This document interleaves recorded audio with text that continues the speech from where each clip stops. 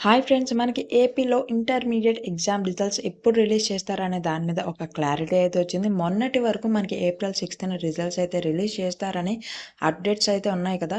So, దాని మీద ఒక క్లారిటీ వచ్చిందనమాట. ఏప్రిల్ 6థ్ రిజల్ట్స్ అనేవి రిలీజ్ చేస్తారా? చేయరా? ఒకవేళ చేయనట్లయితే ఇంకెప్పుడు చేస్తారు? ఆ డేట్స్ కూడా మనకైతే ప్రకటించడం జరిగింది. ఈ కంప్లీట్ డీటెయిల్స్ అన్ని నేను మీకు ఈ వీడియోలో అయితే షేర్ చేస్తాను. సో, వీడియోని స్కిప్ చేయకండి. ఫ్రెండ్స్, ఇలాంటి ఇన్ఫర్మేటివ్ వీడియోస్‌ని మిస్ అవ్వకూడదంటే వీడియోని లైక్ చేసి ఛానల్‌ని సబ్స్క్రైబ్ చేసుకోవడం మాత్రం మర్చిపోకండి.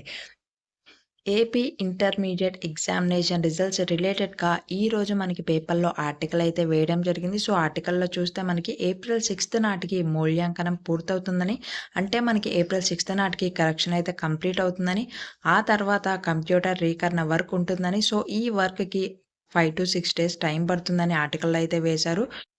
అలానే ఇంటర్మీడియట్ పబ్లిక్ పరీక్షల ఫలితాలను ఏప్రిల్ 12-15 మధ్య విడుదల చేసేందుకు అధికారులు కసరత్తు చేస్తున్నారని కూడా వేశారు.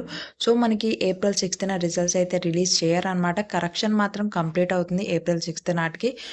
సో, రిజల్ట్స్ రిలీజ్ డేట్ వచ్చేసి మనకి ఏప్రిల్ 12-15 మధ్యలో రిజల్ట్స్ అనేవి రిలీజ్ చేయొచ్చు. సో, ఈసారి మీకు రిజల్ట్స్ అనేవి పీడీఎఫ్ ఫార్మాట్‌లో మీకు వాట్సాప్‌లోనే సెండ్ చేయడం అయితే జరుగుతది.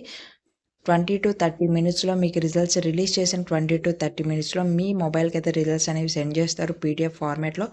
అలా మీకు లేట్ అయినట్లయితే గనక మెసేజ్ రూపంలో మీకు రిజల్ట్స్ అనేవి రానట్లయితే మీరు వెబ్‌సైట్ నుంచి కూడా మీ డీటెయిల్స్ అనేవి ఇచ్చి మీ రిజల్ట్స్ అనేవి చెక్ చేసుకోవచ్చు. సో, ఇలాంటి ఇన్ఫోని మిస్ అవ్వకూడదంటే వీడియోని లైక్ చేసి ఛానల్‌ని సబ్స్క్రైబ్ చేసుకోవడం మాత్రం మర్చిపోకండి.